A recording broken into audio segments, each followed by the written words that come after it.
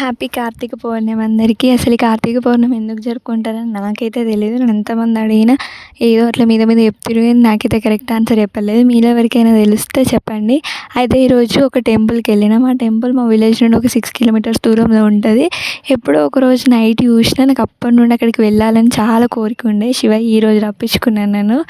ఎంత బాగుంటుంది అని అంటే గుట్ట మీద టెంపుల్ ఉంటుంది. అసలు అది ఎట్లా కట్టిరో కూడా తెలియదు. మొత్తం బండతోని టెంపుల్ కట్టిర్రు.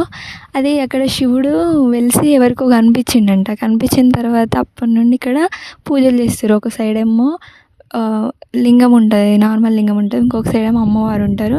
అండ్ మధ్యలో 2 నందీలు ఉంటాయి. ఆ నందీలకు ఎదురుగా మన శివయ్య ఉంటాడు. ఎంత బాగున్నాడంటే నాకైతే వేములవాడలో చూసిన ఫీలింగే వచ్చింది. ఇంకా అక్కడికంటే చాలా పీస్ఫుల్గా ఉంది. గుట్ట మీద దేవుడు ఉంటాడు. గుట్ట చుట్టూ ఇల్లులు, పొలాలు, పక్కకు చెరువు, చాలా చాలా ప్రశాంతంగా ఉంటుంది.